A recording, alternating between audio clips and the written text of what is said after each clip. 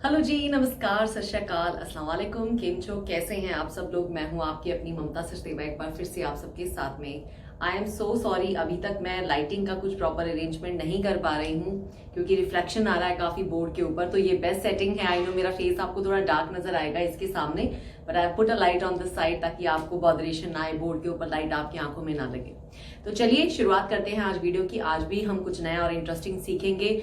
ये वीडियो उन सब के लिए है जो लोग कभी कैबिन क्रू बनना चाहते हैं या एविएशन से जुड़ना चाहते हैं, ग्राउंड स्टाफ बनना चाहते हैं या इस फील्ड में जानकारी लेना चाहते हैं जहाजों के बारे में, एयरक्राफ्ट के बारे में। तो मैं उसके बारे में वीडियोस बनाती रहती हूँ। आपको पता है मेरे 2 चैनल्स हैं, ट्रैवल विद ममता और hello cabin crew. Hello cabin crew अभी मैंने नया शुरू किया है स्पेसिफिकली उन लोगों के लिए जो सिर्फ इसी रिलेटेड वीडियोस के लिए इस चैनल पे आना चाहते हैं, जो कैबिन क्रू बनना चाहते हैं, ग्राउंड स्टाफ बनना चाहते हैं। तो आपने क्या करना है, दोनों चैनल्स के ऊपर अपना प्यार दिखाना है, मुझे सब्सक्राइब करना है। ट्रैवल वाले मेरे वीडियोस और कई और मेरे लाइफस्टाइल से जुड़े हुए वीडियोस आपको मेरे दूसरे चैनल के ऊपर नजर आ जाएंगे जिसका नाम है ट्रैवल विद ममता। सारे के सारे लिंक वीडियो के नीचे डिस्क्रिप्शन बॉक्स में आपको मिल जाएंगे।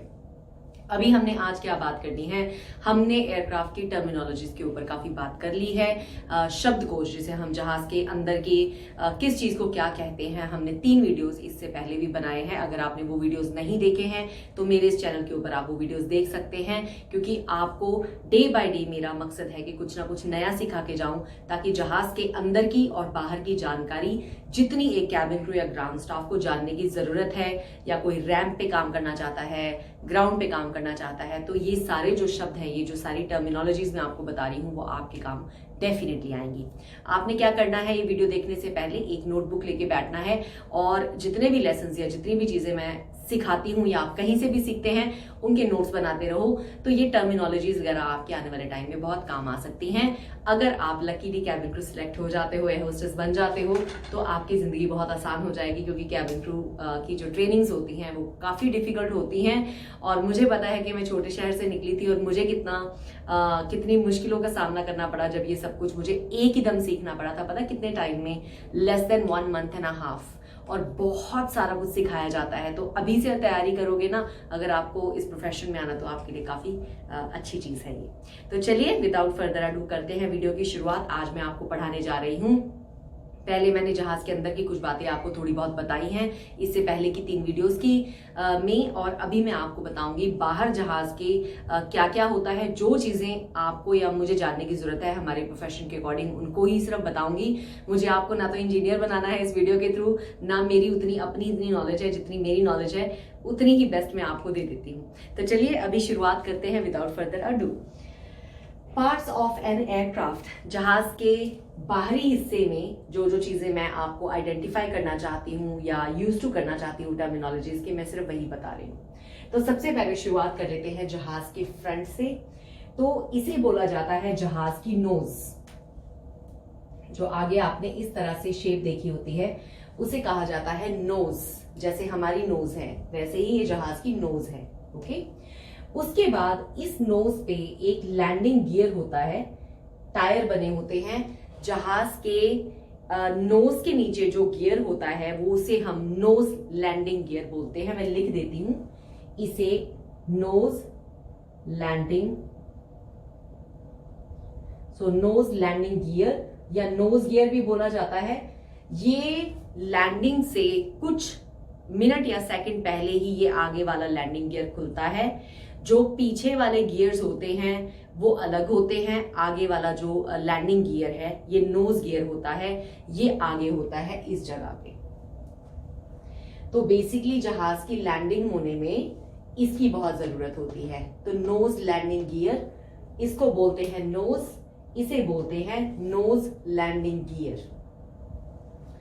इसके बाद अगर जहाज की हम ये शेप की बात करें, ये सारा जो इसका आउटर पार्ट है, ये जितना भी इसकी बेसिकली जहाज की बॉडी जो है उसको बोला जाता है फ्यूसलाज। फ्यूसेलाज, FUSELAGE, फ्यूसेलाज, इसे बोला जाता है जहाज का ढांचा। अगर मैं हिंदी में आपको बताऊं तो उसे बोलते हैं हम फ्यूसलाज। तो जो जहाज का आउटर पार्ट है उसे बोलते हैं फ्यूसलाज। आगे मैंने आपको बताया था जो जहाज के आगे विंडोज बनी होती हैं, मैंने इससे पहले वाली वीडियो में भी आपको बताया था, जो जहाज का सबसे आगे वाला एरिया होता है वो होता है कॉकपिट, या उसको बोला जाता है फ्लाइट डेक। तो यहां मैंने लिख रखा है आपके लिए कॉकपिट या फ्लाइट डेक। कॉकपिट और फ्लाइट डेक जिसमें कैप्टन और फर्स्ट ऑफिसर बैठते हैं, तो ये हो गया फ्लाइट डेक। उसके बाद बारी आती है हमारी, पीछे हम एंड को ले लेते हैं, इसे बोला जाता है जहाज की टेल, TAIL, टेल। तो ये टेल है जहाज की।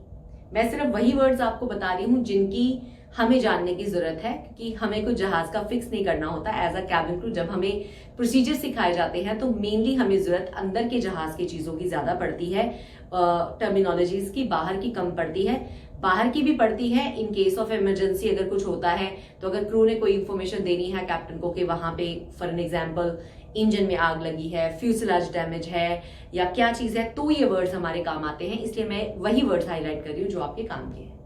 तो इसे बोला जाता है जहाज की टेल।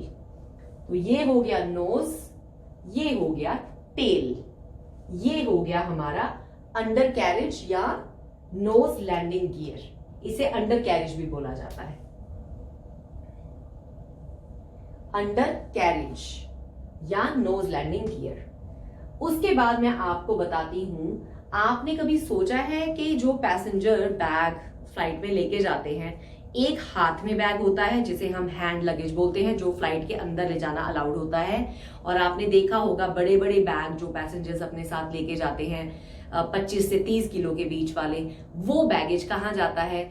जब ग्राउंड स्टाफ फ्लाइट पे जाने से पहले वो बैगेज आपसे ले लेता है एयरपोर्ट में चेक इन के नाम पे, वो बैगेज आपका बड़े बड़े कंटेनर्स में पैक होता है और वो जाता है जहाज के नीचे वाले हिस्से में, जिसे बोला जाता है कार्गो होल्ड। यहाँ पे पैसेंजर का जमा कराया हुआ जो बैगेज है उनको बड़े बड़े कंटेनर्स में रखा जाता है और उन कंटेनर्स को कार्गो होल्ड में जगह होती है, कार्गो होल्ड से अंदर उसको रखा जाता है उस बैगेज को, तो वो बैगेज कार्गो होल्ड में जाता है, तो उसे कार्गो होल्ड कहते हैं। उसके बाद बारी आती है, कैबिन के दो हिस्से हैं।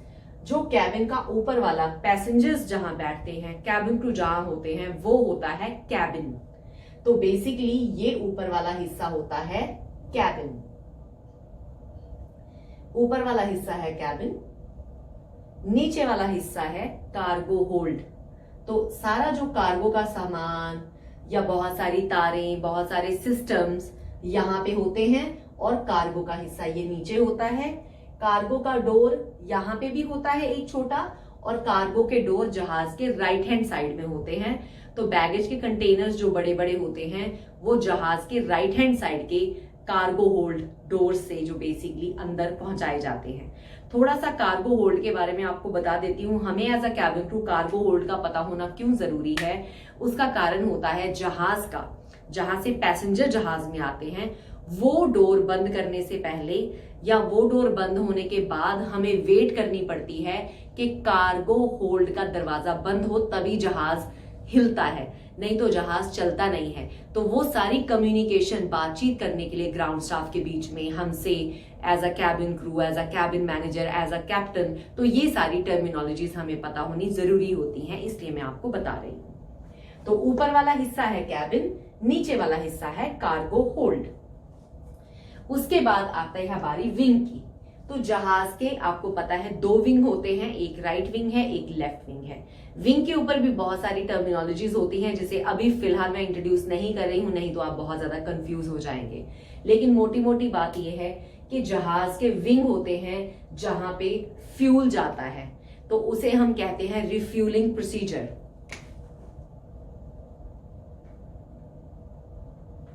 यहां आप कहिए जहाज में जो फ्यूल जाता है उस प्रोसीजर का नाम होता है रिफ्यूल करना या रिफ्यूलिंग प्रोसीजर।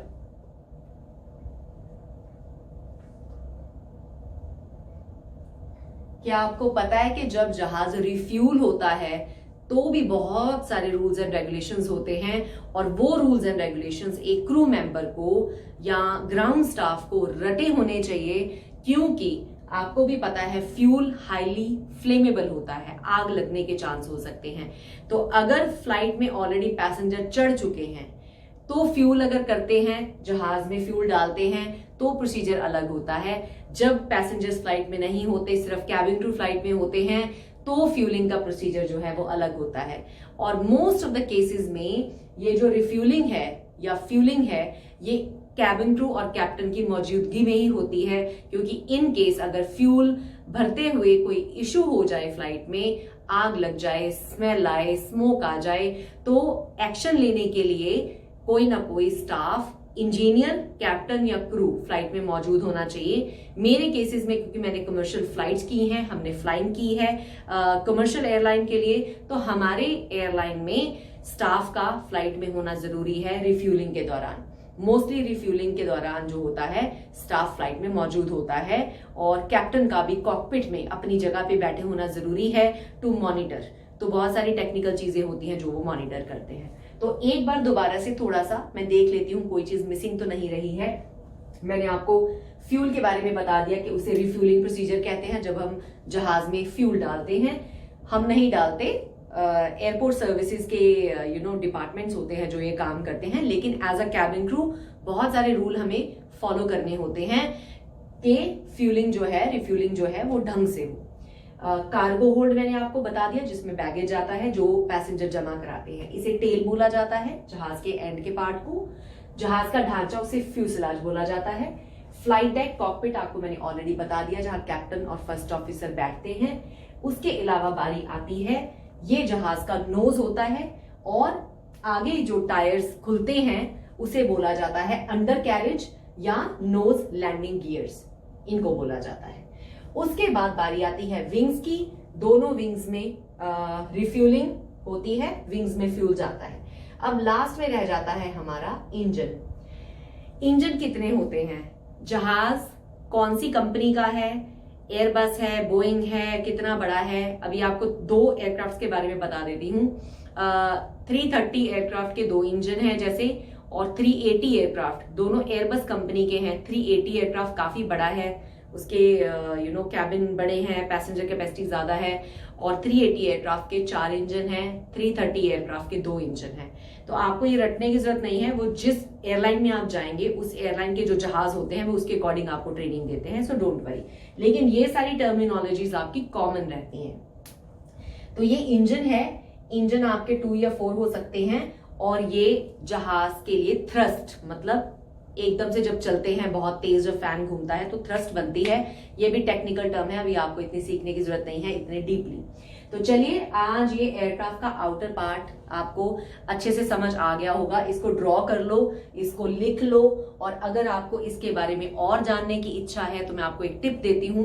आप गूगल के ऊपर टाइप कीजिए पार्ट्स ऑफ एन एयरक्राफ्ट, तो पूरी एक आपको डायग्राम खुल जाएगी जिसके ऊपर और भी कई चीजों के नाम लिखे हुए हैं, और ये भी लिखा होता है कि वो किस लिए होते हैं, उनके क्या ऑपरेशन होते हैं। ऑफ कोर्स आप बिल्कुल बहुत डीपली तो नहीं जान पाओगे, पर फिर भी आपको बेसिक नॉलेज मिल जाएगी। लेकिन for a cabin crew, ground staff, जो लोग इस तरह की जॉब्स में जाना चाहते हैं, ये टर्मिनोलॉजीज उनके काम आने वाली है। मैंने वही आपके लिए हाईलाइट की है।